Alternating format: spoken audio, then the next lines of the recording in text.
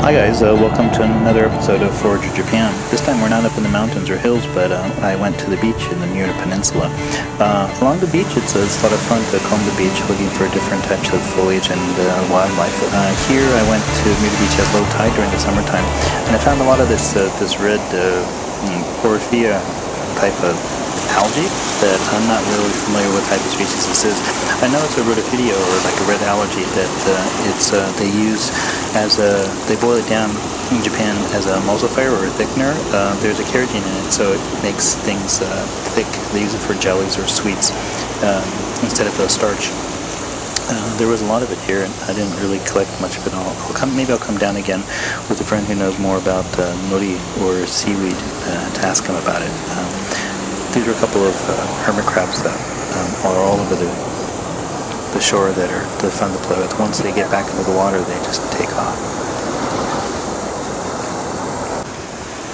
I did find a mibado, a rockfish that was out, and I kind of stuck him out to dry to see if some of the hawks would come and get him. I borrowed a piece from him to see what type of crabs were in between the rocks. I had a good game of tug-of-war with a couple of the crabs, but I never really got to get them out to see their color or their form. I know they have many different types in Japan, and this one I couldn't really identify him because I couldn't get out of the rock. But getting back to business about foraging, along the beach there's a lot of foliage, and this is a really common plant in Japan. It's actually New Zealand spinach.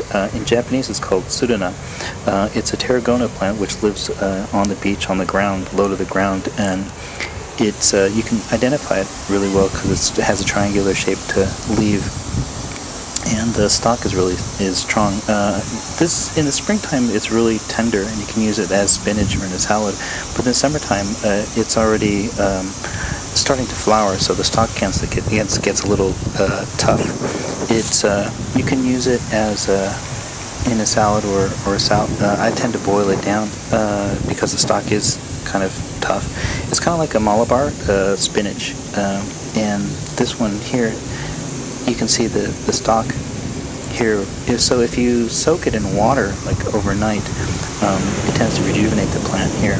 I found some waxy leaves. These are beach silver tops, which are really good. It's a part of it's called Gledea. It's a part of the carrot family. So the roots are really good. So if you see them, they're easy to identify because they have like a silvery, waxy stalk and then white stems. And then if you dig down, you can get the root. Try to leave a couple of the young roots, but the roots are really the best part of this. Sometimes in Japanese supermarkets, they will sell the leaves as white celery because it has a type of freshness that can be used in salads. There was also another plus was I found some of the hama daikon, which is growing. It's a wild white radish that grows along the beaches. The